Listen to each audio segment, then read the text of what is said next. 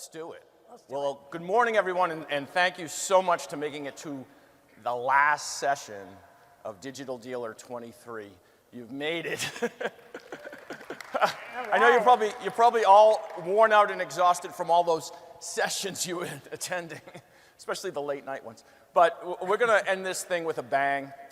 My name is Bob Myhal. I'm the digital director at CBC Automotive Marketing. And I'm Arianne Walker from Oracle Data Cloud. We're really excited to be here. And we're going to give you some stuff that you can go home, take away with you, and get started on right away. It's really exciting stuff. It blew my mind when I first learned about it through Oracle and Arianne's team. So let's do it. All right.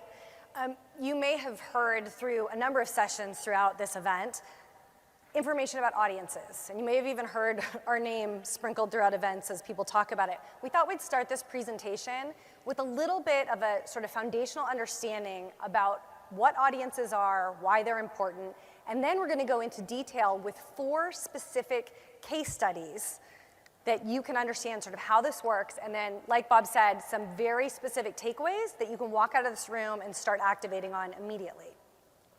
So let's start with a great idea for really high performance campaigns. At the simplest level, right, the most straightforward way to think about this is you want to start with real people, okay, foundationally, right? You want to market to real people.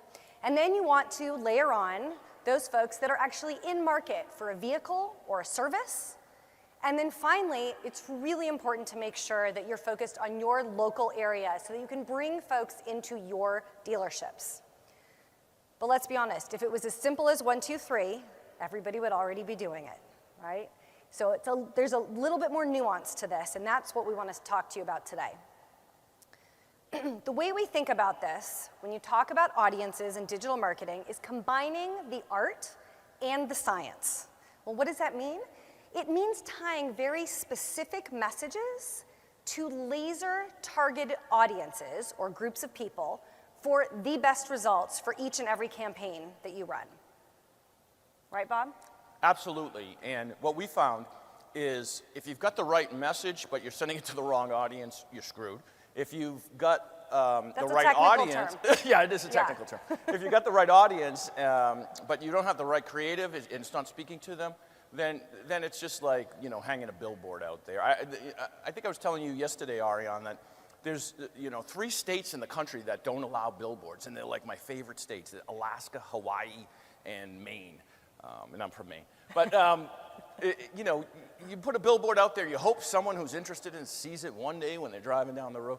That's the disconnect between message and audience. So what we've got today is a remedy. Absolutely. So let's talk through a little bit of those details about how you bring the art and science together for great digital campaigns. You got to start with having sort of a complete picture, if you will. So what does that mean? It means you have to make sure that you have verified audiences, that's back to people, with meaningful scale. That's really important. We talked about that as well. Absolutely. You've got to have enough people to market to, because obviously not everyone's going to resonate. The message is not going to resonate with everyone. So you've got to have the scale. You've got to have the verified audience. It's got to be real people, too. Real people, yeah. Absolutely. And then, of course, you need to combine that with great creative, all tailored to your specific objectives. So you want to get all these things around each specific objective for whatever campaign you're running, okay? So what does that mean? Well, you want to make sure you have great reach with high match rates. So foundationally, we want to start with what we call an ID graph, right? It's a data spine. And that sounds complicated, but what it means is being able to pull together all the different identifiers. So when you think about cookie IDs, 3 billion plus cookies, mobile IDs, 350 million plus mobile ad IDs, 650 million plus email addresses, and of course, that 115 million plus households, real people, real households.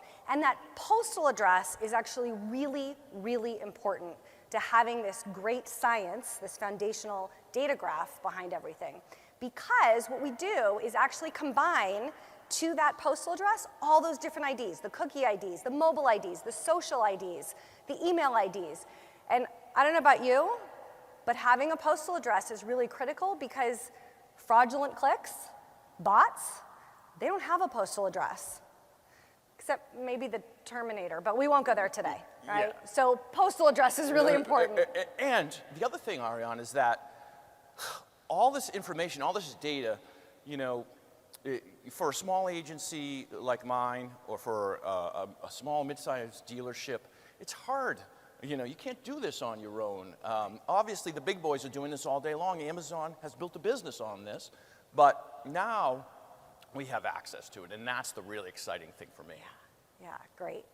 Okay, so how does this work? You start with that great data graph, all that great data, combining all those IDs, and then we combine that with terrific data partners. So folks like IHS Markit, or the Polk data, the registration data, actual vehicle purchases, MasterCard and Visa data, so we can see those transactions, right? You bring those things together, we then anonymize the audiences, because privacy is really important, and then send those audiences, or groups of people, to platforms like Facebook, so that you can activate on them. Okay, so let's go into a little bit more detail about how this works. We start with, in this case, if we're talking about the IHS Markit data, you start with those Polk registrations that they've received, and they have 30 plus years of history, so they know a lot about people's buying behavior. And we take that and, with us, combine them together to create these great audiences that are based on what people buy and when they're going to be in market next.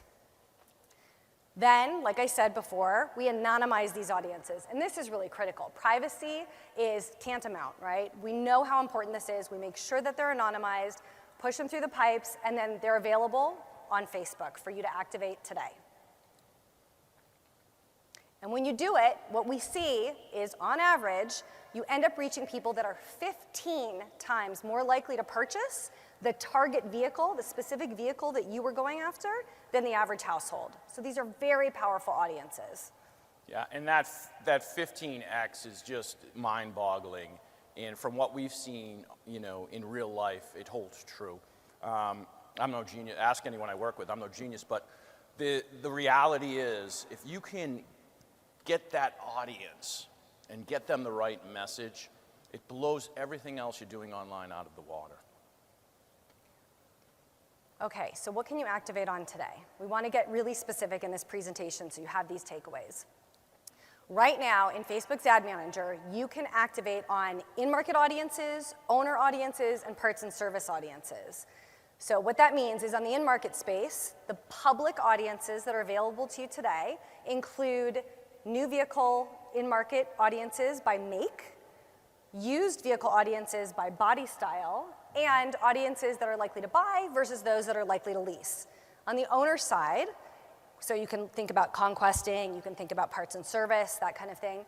You have body style, you have make, vehicle age, the vehicle price, as well as the time since purchase, so how long that particular person has owned the vehicle. And then, of course, we have details around parts and service there on Facebook as well.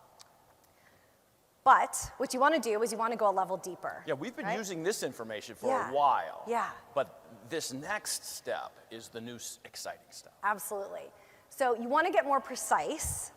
You can unlock private audiences, right? Those are for in-market. Now you can get to model level data on the new vehicle side, body style data on the new vehicle side, and make on the used vehicle side. And when you think about the importance of that, we'll take the used vehicle information as an example. If you were just going by body style in the public audiences, which is great, let's say you go after truck drivers. Actually, earlier this morning, I think somebody up here on this stage was talking about those niche buyers within the truck market. So that alone is a great start. Yes. But when you think about those truck buyers, the F-150 buyer is different than the Tundra buyer. So getting down to make, right, so Ford versus Toyota, gives you additional precision to be able to activate and tell your message.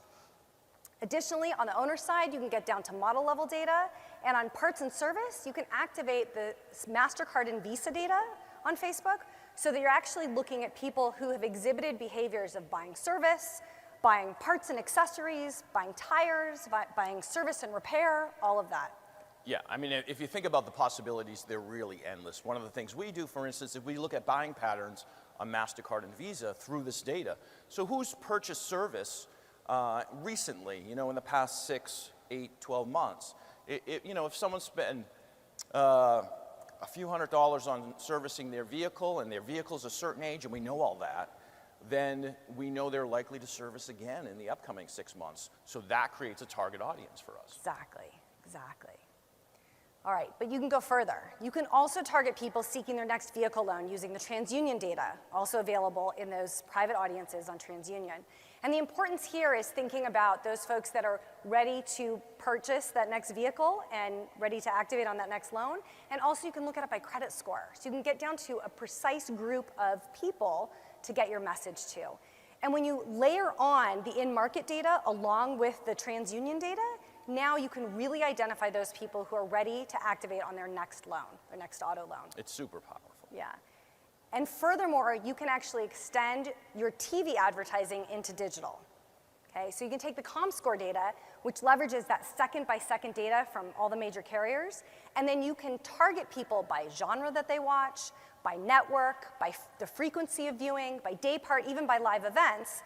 And what that allows you to do is actually reinforce those local or national TV messaging campaigns that you're doing with those localized offers to get folks into your dealership today. Okay, that's the foundation. You have a little bit better understanding, I hope, of those audiences that are available to you. Now we'd like to talk about some real-world examples of using this data and what it did for the clients. We're going to talk about a new vehicle sales campaign, right? Everybody wants to sell more new vehicles, but we also know that the market is flattening. So we didn't want to stop there. We wanted to make sure you also knew how to activate on some of the great opportunities for your dealerships around pre-owned vehicle sales, service, which is huge, of course, and then also branding, which remains important. Absolutely. And, you know, we wanted to look at real-life examples. We work with small, medium, and large dealerships, very large dealership groups. You know, so it really runs the gamut. We have people spending a lot of money doing this type of targeting, primarily through Facebook now. But what I wanted to do is I wanted to give you concrete examples that, you know, really you can implement immediately. I know it's difficult. Budgeting is difficult. You can't go out and ask your owner principal or your GM, hey, you know, I need another $10,000 this month to test out these new campaigns that sound pretty cool. So I looked at really concrete examples here. Let's start with the first one, which is the new vehicle sales. Yeah. So we looked at a Ram truck campaign we ran. We were trying to reach in-market intenders primarily through Facebook. And the goal was there to again, match the messaging to that audience. So we created a unique audience using all of this data that we now have unlocked. You know, we looked at behavior, people who were in market for trucks and competitive Ford trucks, competitive vehicles, Chevy. And we also looked at all of the polk data. I'm not going to get too far in the weeds about how we put together these audiences. It's part of the science. It's part of the art. It's part of the art. Right? And the science. Yeah. Yeah, and you can do a lot of different things with it. And you have to experiment. But let's look at just the high-level results. And again, a very modest budget here. Yeah, before we get there, I just want to mention so that everybody understands that we've put these categories up here so you can see what it looks like in Facebook. That's sort of how they're described. But like you said, we sort of protected the innocent, some of the art. We didn't reveal every last detail for each of these campaigns, right? Exactly. All right, so let's take a look. So again, a modest budget, a Ram new vehicle. This is a specific ad we ran. It's co-op and OEM compliant. It's a carousel ad. We had a limited budget of $250. Anyone could try this. You could start tomorrow. It resulted in 28,000 impressions, almost 800 clicks for $250. Cost per click of 31 cents. Click-through rate of 2.85. For display, a 2.85 click-through rate tells you you are reaching the right audience.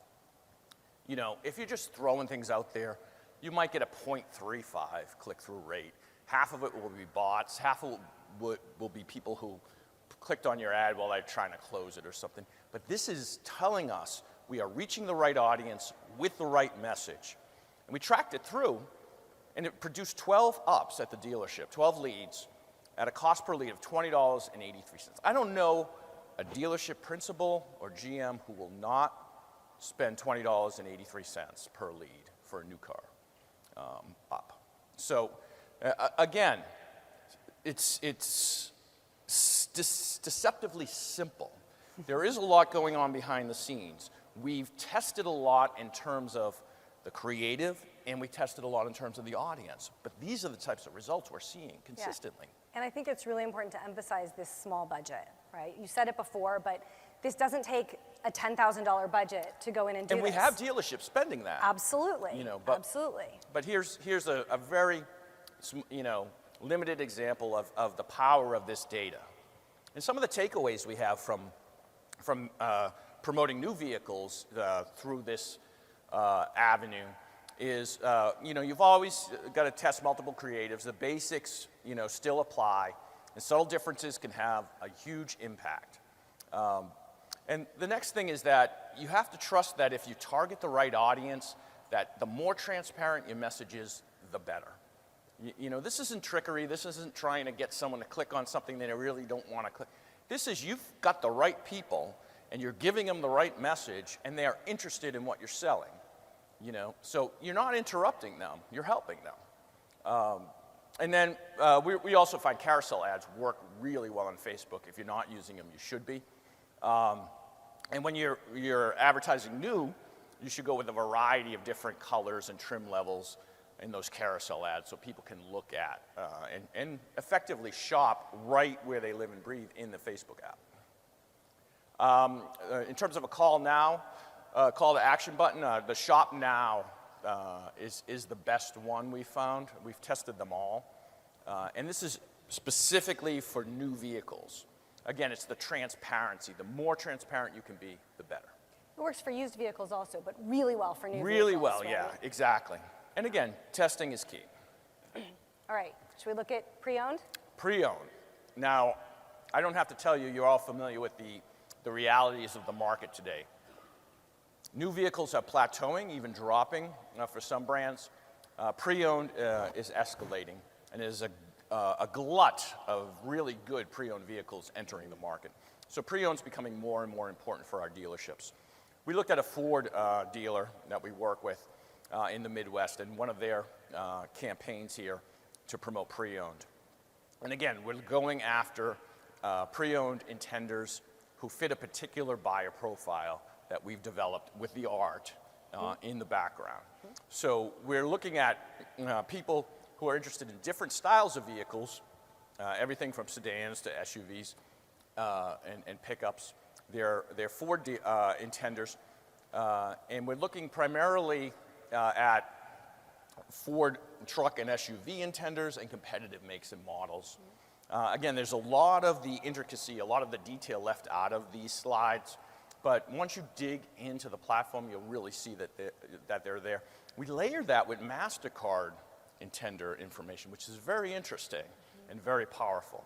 And again, let's look at some of the results here. Yeah, one other thing that I would just mention, we were talking about the importance of the art, and this layering of the different audiences, not just staying within one, is really how you get some powerful results. It is. Right? So the Automotive powered by Polk in Facebook, along with the MasterCard data in this case. Yeah. Again, very limited budget, $275 budget. Carousel ad again, showing different vehicles, different model types even. 47,000 impressions, 701 clicks, click-through rate of 1.73. And then, the real takeaway here is we were able to track 21 pre-owned vehicle leads through this particular campaign for $275 at $13.10 a lead. Again, everyone, yeah, I mean, right? it's unbelievable. Yeah. You do it all day long, and we are. So, excellent metrics.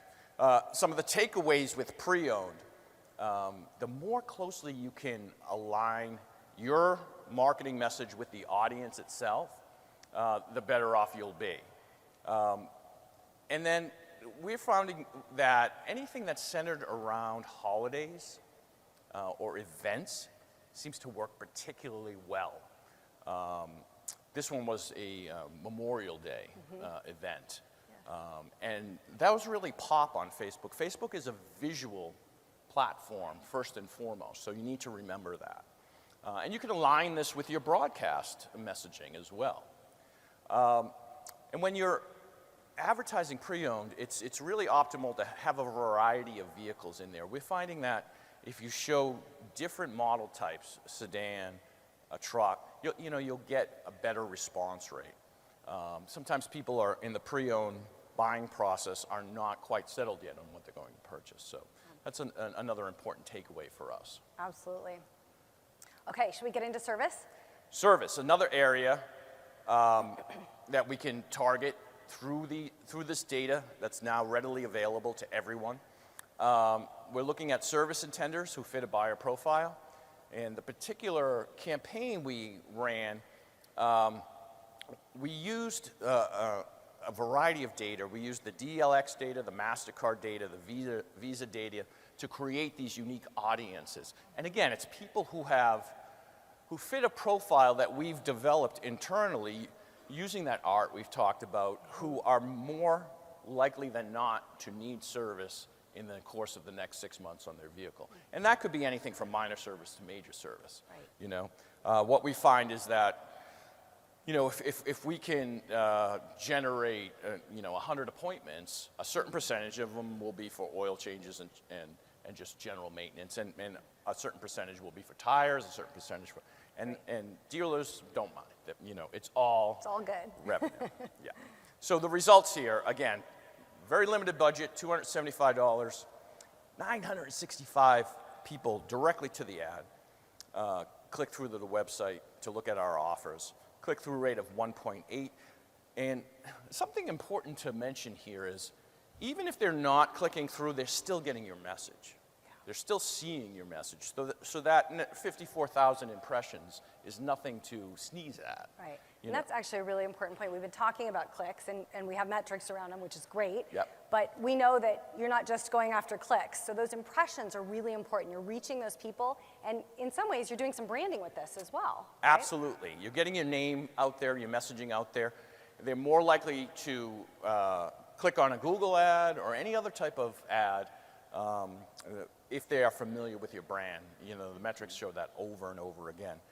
We track this through to create 17 appointments at a cost per appointment of $16.18. Again, some of those appointments might be oil changes, but our dealerships are perfectly happy with doing this all day long. Yes, absolutely. Yeah. All right, some takeaways?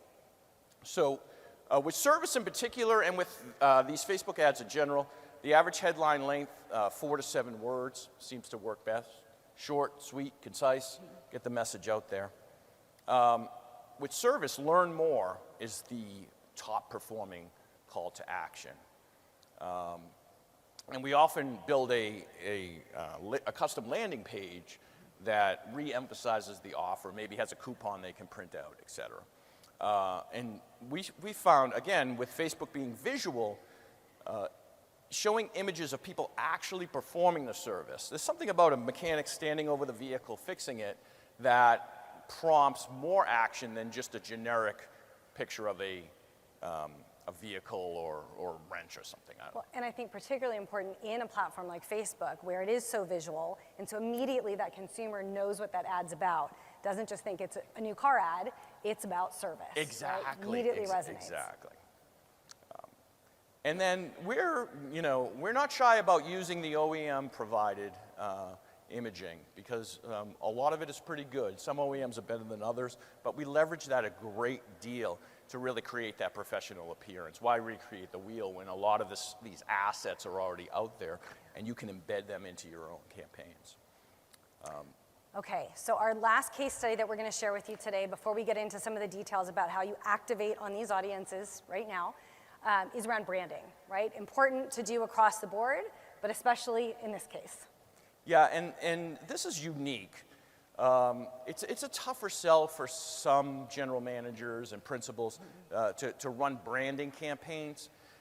In this case, it fit in perfectly with what Lincoln was trying to accomplish. In the last year or so, Lincoln has introduced a black label service That's sort of a concierge service for luxury buyers. You get to pick your own colors and interior, and it's very in a gallery, and it's very sophisticated. They come and pick up your vehicle for service when it's needed. You get the white glove treatment. Absolutely, with Black Label. And they're trying to promote this, and they've done a really nice job of it. And Lincoln's numbers, they still own a relatively small percentage of the luxury market. But their loyalty's increasing. Yeah, we're seeing that right? in the data. Their loyalty is off the charts lately. Yes. So we were trying to get this branding message out there about the Lincoln program. So we started with household income because we're targeting luxury buyers. So we're in the 100 to 300K range. And then we layered on the Polk data. We're looking at new vehicle shoppers. Again, Lincoln has a small percentage of the luxury vehicle market, so we're going after other competing brands, Cadillac, BMW. And we're looking in particular at a couple vehicles, especially the crossovers. And the new Continental was the other featured vehicle here.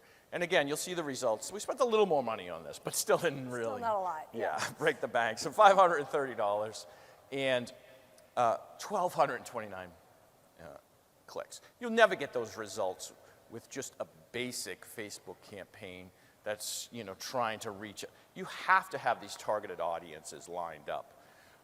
And again, 87,000 impressions. So even if they're not coming to your site, they're seeing the message. It's led to 15 leads. For a luxury brand, that's a great amount. A little over $35 a lead. And when we ran this campaign, and we ran a series of these, this was one slice we ran over the course of 3 or 4 days. We ran a series of these over a course of a couple months.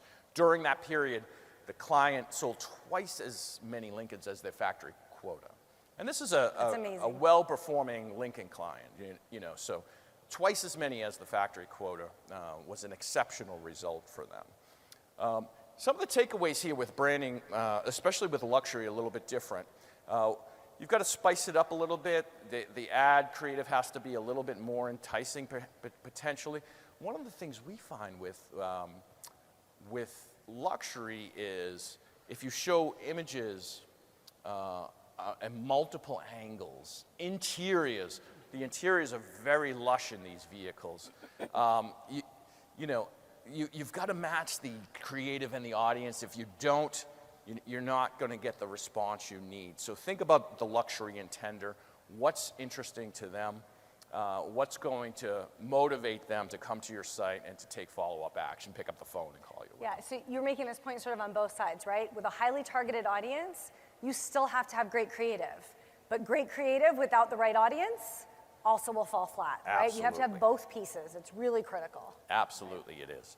And interior photos. Number one takeaway, show interior for luxury vehicles, always.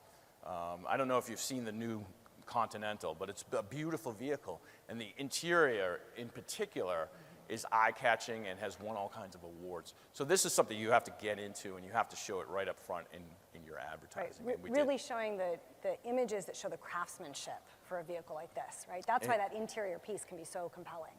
Exactly. And if you've got the right audience, that's, some truck buyer it's not going to move them, but the luxury intender who is looking at vehicles in this class, it will move them.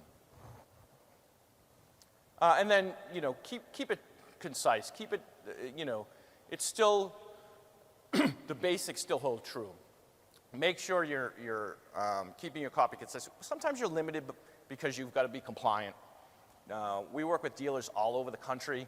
Obviously, California has very strict compliance laws, so we've got to potentially add more copy there than we really want to. But we do it, of course, to make sure we're following all the regulations that are out there. So keep it concise as you can. As you can, right. Okay, we're going to get into some details now about how you actually go in and activate these audiences on Facebook. We want to do a little walk through the how-tos. You're more than welcome to take pictures of the slides, but I wanted to just mention at the end of the presentation, we will display a link so you can go grab this presentation right away. So you don't have to take pictures. You can grab the whole presentation and have these details. Okay, so if you want to start right now, you can walk out of this room or stay in this room and go ahead and activate on Facebook. What you do is you want to start out in the editor and actually click up in that upper left-hand corner, and there are instructions down at the bottom. I don't know, towards the back, I don't know if you can see that, but they're there for you on the slides. So you're going to click on Ad Set and then scroll down to that detailed targeting section, okay? In there, under the section that says Add Demographics, Interests, or Behaviors, you're going to click on that Browse, that blue Browse button over on the right-hand side within that box. And then you're going to be able to actually click on the behaviors, the different behaviors that you're going after in that tool. So at that point, you can actually scroll on down to the automotive information and then select the drop-down that's most relevant for whatever the campaign is that you're running, right? And there's all sorts of details in there in those public audiences, including near-market folks, in-market, max in-market, all of that, depending on what kind of campaign you're running. And then, of course, the used vehicle, motorcycle, et cetera. Okay? And again, you'll have this in the deck. But of course, as we talked about, you also want to take it the next step when you're ready and unlock those model-specific in-market audiences, the MasterCard and Visa data, the TransUnion data, et cetera. And it's pretty easy to do. It is easy, right? and this is where I sort of got my back up a little bit when I was first talking with you guys, and it all sounded a little bit too good to be true. And then this point came along and said, well, you've got to unlock these audiences. And I said, aha, how much are you going to charge me for the key to unlock these audiences? And the answer, of course, ended up being zero. There is no additional charge. These audiences are readily available. You do need to unlock them. They're not just out there willy-nilly for everyone to access. Right. So there needs to be a process, and it took me to submit all of our hundreds and hundreds of clients, 10 minutes. So not too challenging, So right? not too extensive. Yeah, and so the idea here is do you need the Facebook account IDs to be able to unlock the audiences for you? And I think it's actually really important to understand, you may be thinking, why doesn't Facebook just have these ready to go?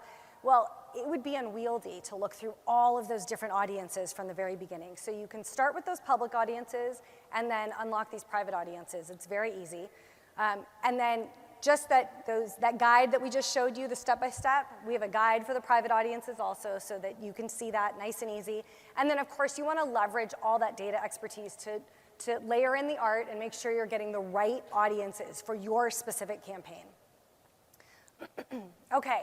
Bob talked through a number of takeaways for the specific campaign types, but before we wrap up, I wanted to just sort of broadly talk about those takeaways that are important across the board, right? The things that we've talked about.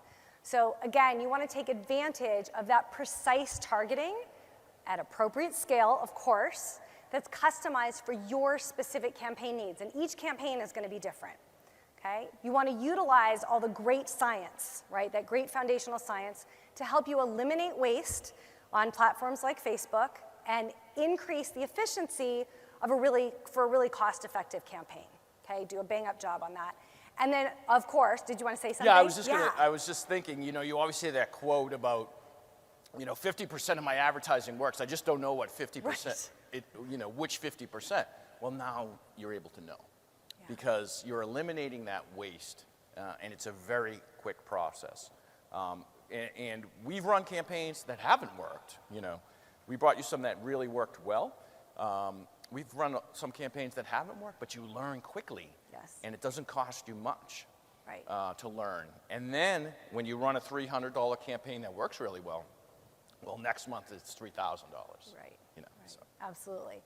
And then finally, you want to exhibit that proficiency so that you are layering in that art, each and every time to create the best and most comprehensive mix of audiences like we talked about, right? Layering in the Polk data, the MasterCard data is appropriate, the Visa data, et cetera, to really make sure that each time you're getting the right groups of people, the right audiences to hit your specific campaign goals, okay? And with that, we will open things up for any questions, but please do, you can take a picture of this one. You can access the slides immediately at http://ora.cl/JL6 so take a picture. And then the password's really easy, 1, 2, 3, 4, 5, 6, 7, 8. So it does require a password, but Top secret. it's, yeah, exactly, the top secret password. Okay, and now we do have a few minutes still. I know everybody probably is ready to head off to the airport, but if you have any questions, we're happy to take them now. Or, of course, please feel free to come up and talk to us after. Yeah, we'll hang around for a while. Yeah, Yep. absolutely. Yeah. Do you find when you're doing the new car campaigns that the OEM photos or stock photos are better than lot shots? In general. Let's repeat the question Oh, so sure. everybody can hear. The question was, when you're doing new car campaigns using this technology, do the OEM photos, the stock photos, work better than the lot photos that the dealer takes? And the answer is, in most cases. Now, we have a handful of dealers we work with who do exceptional photo work on their lot. And in those cases, we will use the lot photos. But by and large, lot photos are not as professional, not as well lit, not as enticing. So we find the OEM photos, by and large, work best, with a handful of exceptions. Any others? No? Okay. Well, thank you, Well, thank everyone. you. Yeah, really And, appreciate hey, you guys safe sticking travels. around. Take care.